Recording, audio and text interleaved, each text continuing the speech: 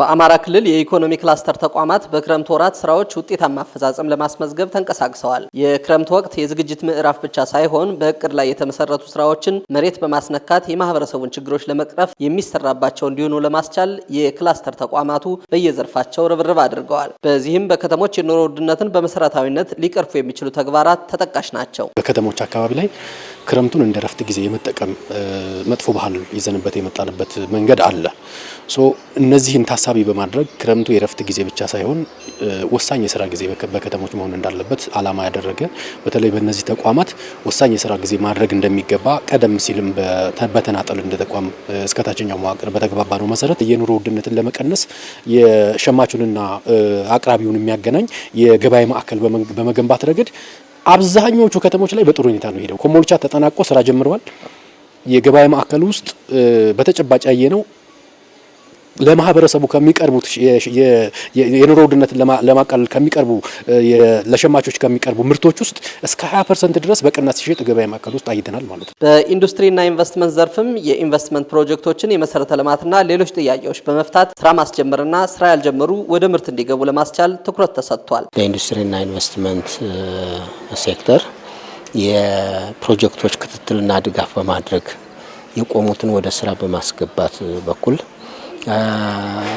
ምርት የማያመርቱን እንዲያመርቱ በማድረግ በኩል ምቹ ሁኔታ የፈጠሩባቸው ሁኔታዎች አሉ። የመሰረተ ልማት ችግሮች እንዳሉ ተመልክተናል። እነዚህን የመሰረተ ልማት ችግሮች በተለይ የመንገድ የመብራት ችግሮች በተቀናጀ መንገድ እየፈጸሙ ነው ያገኘናቸው።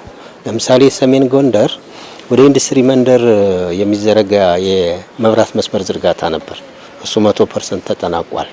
ከ20% በክረምቱ 100% አድርሰውታል። የክልሉን የስራ ዕድል ፈጠራ አቅም የበለጠ ለማሳደግም በክረምት ወራት የክህሎት ልማት ላይ ርብርብ በማድረግ በተያዘው በጀት ዓመት ከ1 ሚሊዮን በላይ ለሚሆኑ ዜጎች የስራ ዕድል ለመፍጠር የተያዘውን እቅድ ለማሳካት እየተሰራ ነው። የስራ ዕድል ፈጠራው ዘላቂነት የሚጎለው ሰው በተዘጋጀበት መንገድ ስራ ስለማይሰራ ነው። ለዚያ ስራ የሚሆነው ዕውቀትና ክህሎት ሳይላበስ ሲቀር ብቻ ነው እና ትኩረቱ በየትኛውም ዓለም ብትሄዱ መንግስት ኢኮኖሚውን ያሳድጋል እንጂ ፈልጎ ስራ አይፈጥርም። ስራ የሚፈጥር ማለት ነው ራሱ ኢኮኖሚው ያደገ ሪስፖንድ ሲያደርግ ነው ዋናው መፍትሄ። ከዚህ አኳያ በእኛ በኩልም የመጀመሪያው ነገር መንግስት ማድረግ ያለበት ብዬ የማስበውና ለዚህ ማዘጋጀት ያለበት ብዬ የማስበው በዚህ አካባቢ ላይ የሚፈጠሩ የስራ ዕድሎችን መሰረት ያደረገ የክህሎት ልማት ስራን ማጠናከር ነው። በከተሞች ከመንግስት አገልግሎት አሰጣጥ ጋር ተያይዘው የሚስተዋሉ ችግሮችን ለመቅረፍ እየተሰራ ሲሆን ተጠያቂነትንም ማስፈን ተጀምሯል። ከመልካም አስተዳደር አኳያ አገልግሎት አሰጣጥ ላይ ህዝባችን እየተንገላታ ነው። በተለይ በቀበሌና በወረዳ አካባቢ የሚስተዋለው ችግር በጣም ሰፊ ስለሆነ ይሄንን ችግር በተለይ በቀበሌ አገልግሎት ለማግኘት በከተሞች አገልግሎት ለማግኘት በክፍለ ከተሞች እንደዚሁ ህዝባችን እንዳይንገላታ ለመስራት እቅድ ታቅዶ የመልካም አስተዳደር እቅድ ቸክ በተደረገበት መንገድ መሻሻሎች ተስተውለዋል። በተለይ ከዚህ ከጸረ ሙስና ትግል ጋር ተያይዞ ከብልሹ አሰራሮች ጋር ተያይዞ ጅምሮች አሉ። የታገዱ ባለሙያዎች የታገዱ አመራሮች እርምጃም የተወሰደባቸው አሉ።